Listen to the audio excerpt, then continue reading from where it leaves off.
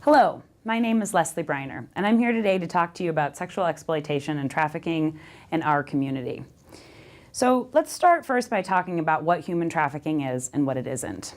It is, by federal definition, the use of force, fraud, or coercion to compel somebody's work or labor or sexual exploitation, or when anybody under the age of 18 is caused to engage in a commercial sex act. Now, that's all very complicated, so let's talk about what that actually means. Anytime a youth is engaged in trading sex for anything of any value, be that cash or a sandwich or a place to stay or protection or drugs or anything else, if they're under the age of 18, trading sex for anything of any value, that is now considered human trafficking under state and federal law. So I want to start by telling you a quick story about how I got involved in this work in San Francisco Bay Area many, many years ago. And I was referred to an agency called SAGE, Standing Against Global Exploitation. And I was referred a young person who had just turned 13 to work with for services. And this 13-year-old was on her third prostitution charge in the last 6 months. And when I went to the defense attorney, the person who's supposed to defend her, and asked the question, how can someone so young be charged with prostitution? They can't consent to the underlying sex act. The response from a very caring and very good at his job professional was to laugh out loud in my face. So fast forward many, many, many years. We've done a lot of work and we have a long way to go, but we started with this issue that has recently gotten a new name, and that name is human trafficking. And one of the ways I like to think about this issue is it's a new name for a very, very old problem, which is the problem of prostitution and who gets involved in that and why that is. So fortunately, for the most part, people do now understand the human trafficking laws and kind of who is impacted by that. But we need to do more in our community to identify, respond to, and provide adequate, culturally competent, and the right kinds of services to these young people. And that's what I'm going to talk about today. So who is impacted by this issue? Well, the reality is that anybody can be impacted by human trafficking, people of any age or race or ethnicity or education level. However, it is much, much, much disproportionately impacting people who are people of color, who have experienced poverty or homelessness, young people in general, folks who identify within the lesbian, gay, bisexual, transgender, queer, questioning, intersex, or two-spirit community, and people with a history of previous harm or abuse. And most notably, it disproportionately impacts young people who have previously been or are currently in the child welfare system. So one way to think about this is that human trafficking and sexual exploitation can affect anybody, but really who it's impacting is the most vulnerable, the most marginalized members of our community. And that alone deserves our response and our best thinking about how we can help build the resiliency and services, particularly within marginalized communities. So I want to talk a minute about what this landscape of exploitation looks like, because I think that for a lot of very important reasons, there have been responses to human trafficking that really focused on street pimps and all of the kind of cultural beliefs and attitudes that go with who a pimp is and what that looks like, on usually male-identified pimps and young female victims. And so I call this the issue of the narrative of the pimp-involved girl. And while that is certainly a subsection of who we work with, and that is a real situation that is out there, and really 10 years ago, that kind of story was much more common. But what I want to talk about in the next couple of minutes is what I call the landscape of exploitation.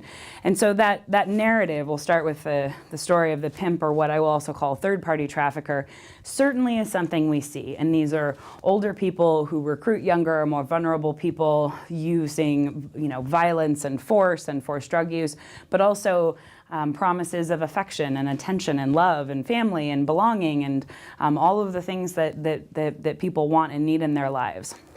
And these are folks that tend to recruit young people in by promising a different life or promising affection or protection, and then they use that against the young person and exploit them. We also have all of these other pieces of the landscape, like gang-based exploitation, which is exploitation or trafficking that is run either through folks who are gang identified or through the gang as kind of a collective entity. Another part of this landscape is family-based exploitation. And this is one that, in my personal observation, is probably far more common and far less identified than we ever have really understood. And the reason that I've come to believe that is because over so many years of working with these young people who ended up having pimps or ended up being exploited by other sorts of third-party individuals or gangs, very often there is a story from earlier in their experience where the rent was late and the way they got to stay in housing was by, an early trafficking or exploitation incident, or stories of, parents trading access to their children to pay off debts or to buy drugs or for other purposes. So there is there's an aspect of family involvement that oftentimes predates later trafficking under a non-familial third party. Another piece of this landscape is what we call survival sex, and this is a kind of a catch-all term for trading sex for basic needs. So this might not be the young person who's got a picture up or a post up on Backpage or is being posted on commercial sex websites by third parties, but they're more using their oftentimes street-based social network or their peer networks and exchanging sex for food, for a place to stay, to get to stay in a particular encampment where they feel like they have a little bit more protection around them than just being alone outside or alone in a shelter situation somewhere. So if you're thinking, well, that doesn't really sound like trafficking because there's no third party involved, I would invite you back to that definition we started with, which is anything of any value. So anytime any child is trading anything of any value for sex, whether or not it's a sandwich or they're posted up in a hotel room somewhere, that all meets the definition for human trafficking.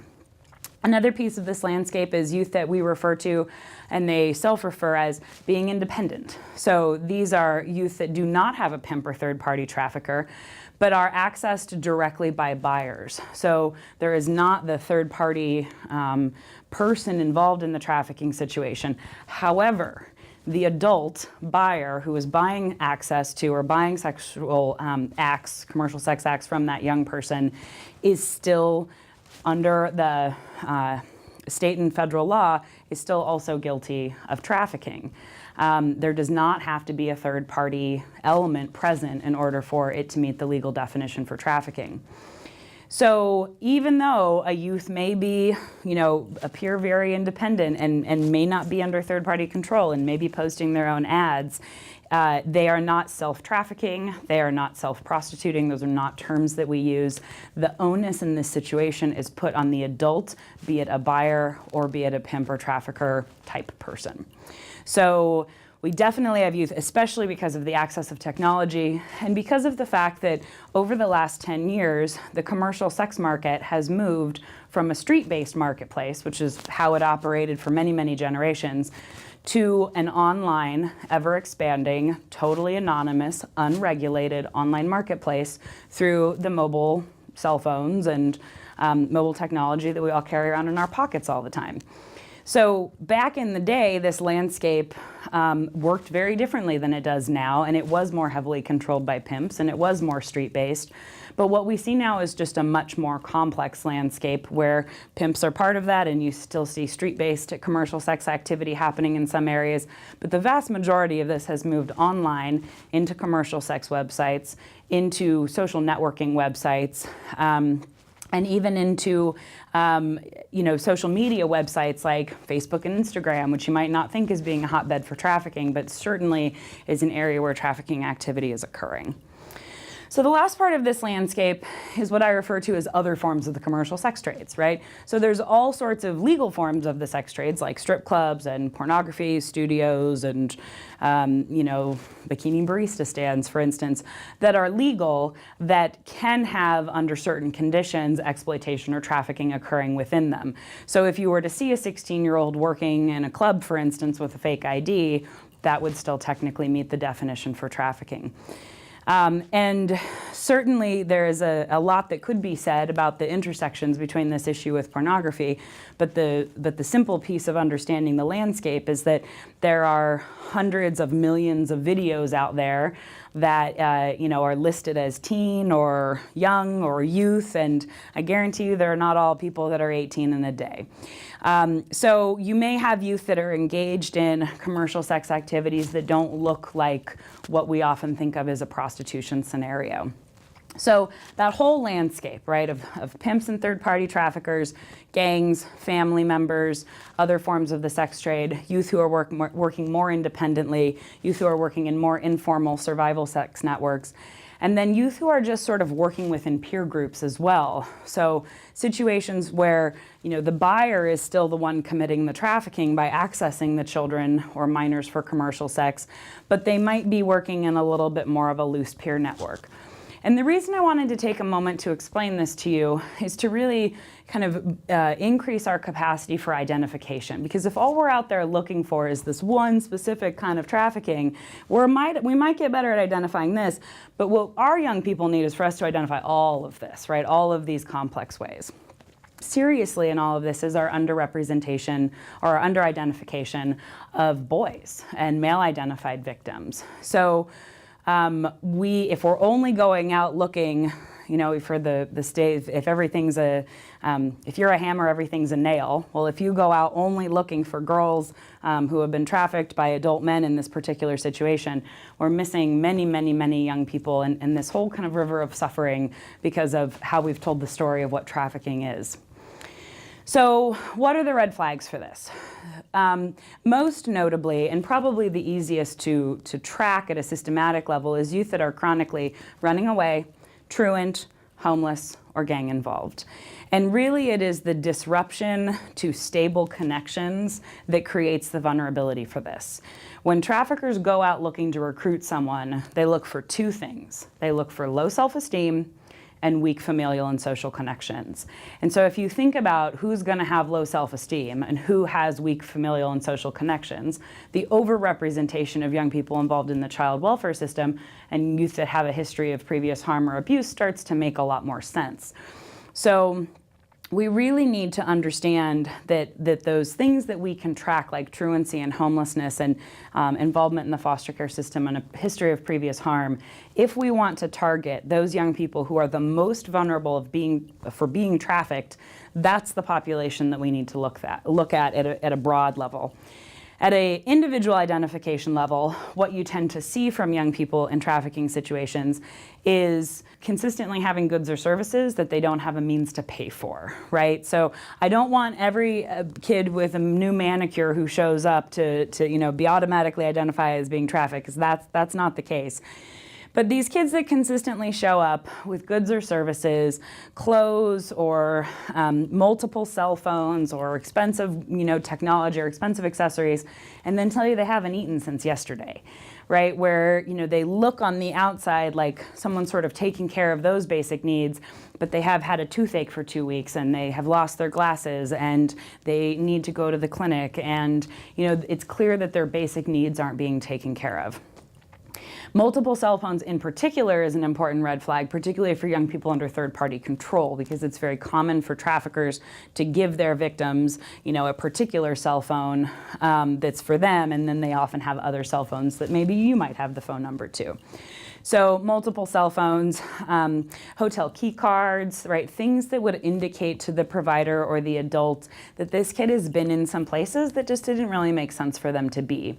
Looking for things like dramatic personality changes, especially if they are very secretive or evasive about the new people in their life. And dramatic changes to appearance, right? And again, that's a thing that for teenagers is somewhat normal, right? I mean, as a teenager, I did that. I came home one day and looked completely different than I did the day before. But when it seems like it's happening under duress, when the folks around them, are kind of making your red flags stand up a little bit, and their appearance starts changing, and their behavior and language starts changing, those should all be red flags for us. Also, youth that for some reason don't seem to be able to hang on to their vital documents. So you got them an ID and then somebody took the ID and they don't have a great or clear understanding or explanation for why that happened. The holding of people's vital documents is a common tactic in multiple kinds of trafficking situations, both labor and sex trafficking. So those would all be kind of the big set of red flags to look for. And so if you see this, what do? How do we respond to this? And the very first important thing to remember about how to respond to this is do not judge the young person. Do not try to save them. And I know that might sound a little strange. And do not try to push them into understanding that what's happening to them is human trafficking until you have spent some time building a rapport, getting to know them, and trying to understand to the best of your ability how they understand their experience. And I understand from many years of doing this work why it is very tempting to want to lean in and kind of rescue this kid from the situation, or explain to them the error of their ways, or that their life isn't going to look very great if they keep doing this or hanging out with these people. That's all going to drive that kid away.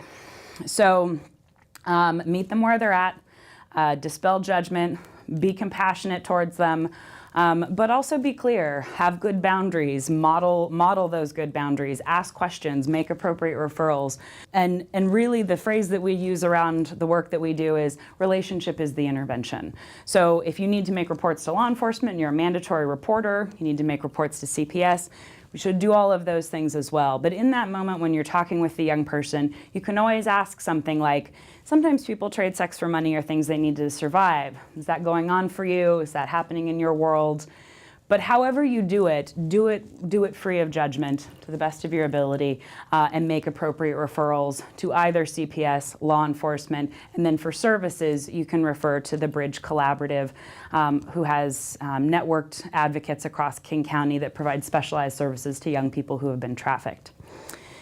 And then the last thing I want to say here, because it always comes up, is so what do we do with this? How do we prevent this, right? So we've got a response and we've got services in place for young people, but in the end of the day, I would sure that most people watching this would much prefer that this wasn't something going on in our community. And in the words of the wonderful Senior Deputy Prosecuting Attorney Val Ritchie here, we're never going to arrest our way out of this. We're never going to prosecute our way out of this. This is a social issue. And while it has implications in the legal system and there's a lot of complex parts to this, this is a social issue. And so talking with young people, creating cultures of consent. If young people really understand at a young age what consent is and what it isn't, they're going to be far less likely to go out and think that money equals consent in a commercial sex situation, with someone who's underage. And then the final thing is, we have to be the community that we want. If we want to work with young people and support young people who've experienced trafficking, we have to address the root causes that put that child in the situation in the first place. The economic inequality, the poverty, the racism, the systematic oppression, the sexism, the struggles within the child welfare system. Those are the things that created the vulnerability that allowed the trafficking to happen in the first place. And while it's really important to provide direct services and to do all of the things that these young people need, we also have a shared ethic to try to decrease human trafficking in the next generation. And I hope that you'll help us with that. Thank you.